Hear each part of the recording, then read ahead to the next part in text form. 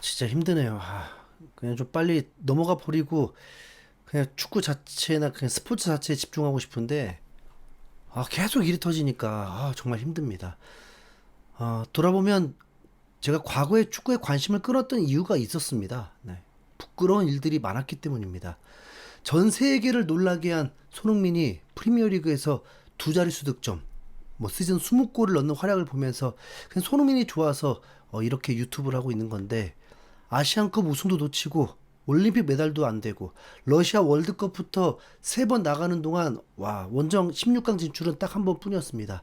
그마저도 당시 주인공이 부상으로 마스크를 쓰고 뛰어야 했으니까 안타까운 마음이 더 컸습니다.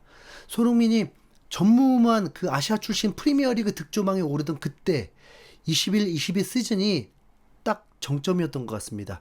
그 이후로 무려 5년 가까이 돌아보면 행복 축구가 아니라 진짜 속 터지는 축구를 접하면서도 힘 빠지는 걸 진짜 참고 응원해온 것 같습니다.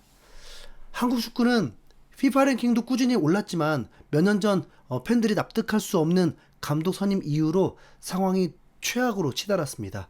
최근 K리그 팀과 맨시티 경기 보셨습니까? 세계 최고 수준의 팀이 아시아를 방문했는데 6만 5천석 규모의 상암 경기장에 2만 8천 명, 절반도 채우지 못했습니다. 체감상으로는 2만 명도 안 돼 보일 정도였죠. 거의 오픈 트레이닝 수준이었습니다. 과르디올라, 데브라이너, 홀란, 로드리 같은 슈퍼스타들이 다 빠졌다는 걸 다들 알고 있었으니까 관중이 줄어들 걸 예상했다면 애초에 상암이 아니라 효창 구장에서 열었어야 합니다. 저도 가지 않았으니까 할 말 없긴 한데, 표도 너무 비싸요, 진짜. 대한민국 물가가 비싸니까 티켓값도 비싸지는 겁니까? 부르주아들만 보라는 겁니까? 맨시티뿐만 아니라 바이에른 뮌헨의 제주 방문 때도 관중은 겨우 2만 명 정도 수준이었습니다. 한국 축구의 흥행이 얼마나 지금 얼어붙었는지 보여주는 장면이었습니다. 그런데 오늘 더 끔찍한 소식이 터졌습니다. JTBC의 단독 보도로 대한축구협회를 둘러싼 초대형 논란이 세상에 드러났습니다.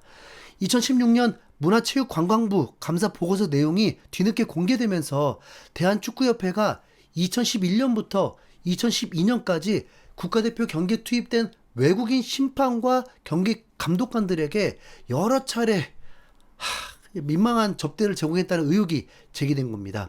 범죄인지까지 모르겠지만 의혹이 아니라 우선 사실입니다. 감사 보고서에 따르면 대상은 월드컵 예선, 올림픽 예선, 평가전에 참가한 외국인 심판과 경기 감독관 등 10여 명이었고, 기간은 약 1년, 총 7경기와 관련된 접대 상황이 확인됐습니다. 가장 충격적인 건 구체적인 결제 내역입니다. 2012년 2월 29일 한국과 쿠웨이트의 브라질 월드컵 아시아 예선이 열린 날 새벽에 강남 한 업소에서 협회 법인카드로 50만 원이 결제됐고, 문체부는 이를 당시 외국인 심판 2명에 대한 접대 비용으로 판단했습니다.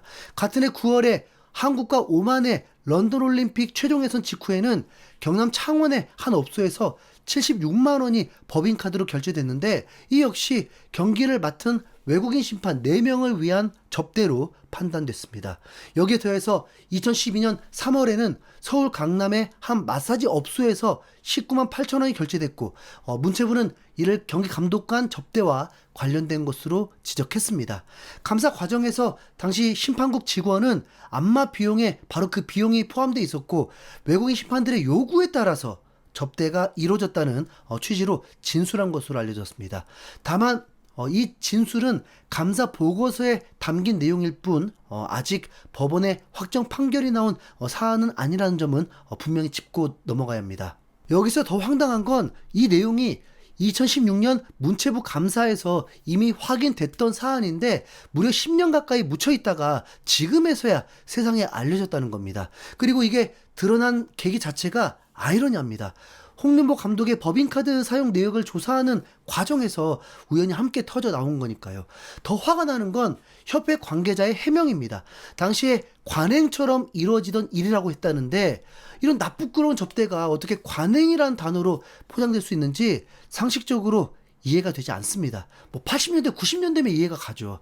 심판을 접대했다는 건 결국 심판을 매수했다는 것과 다르지 않은데, 그걸 협회가 조직적으로 해왔다는 사실 자체가 믿기지 않습니다. 대한축구협회가 생긴 이후에 옛 관습이 그대로 남아있는 거죠. 이 사안이 무서운 건 단순히 과거의 부끄러운 사건 하나로 끝나지 않는다는 점입니다.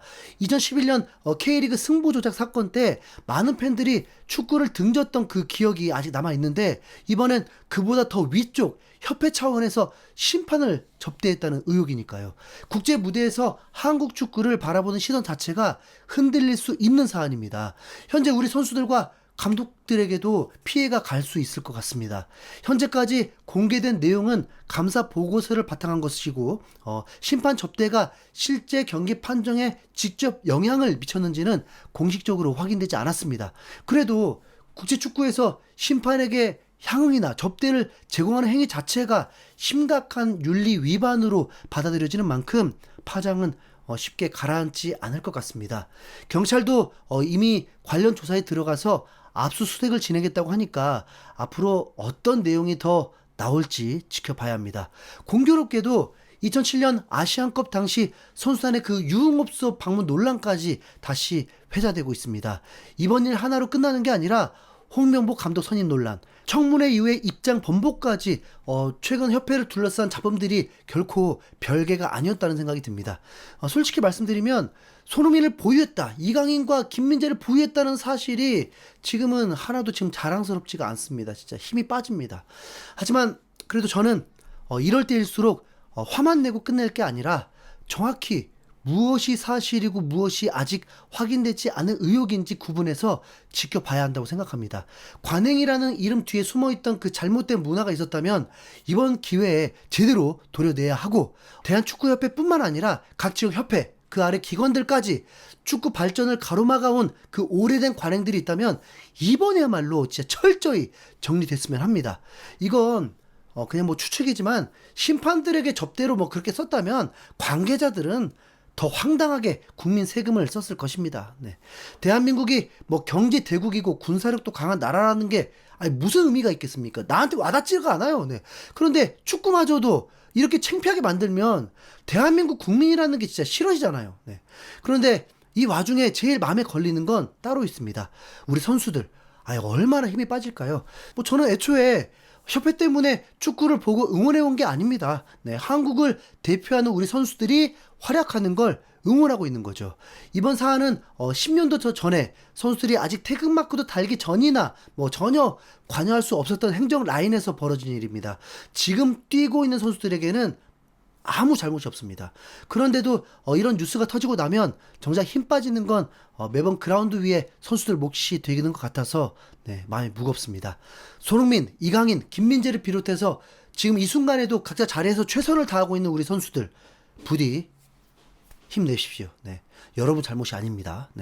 협회의 잘못된 관행은 관행대로 이번 기회에 낱낱이 밝혀지고 철저히 정리됐으면 좋겠습니다.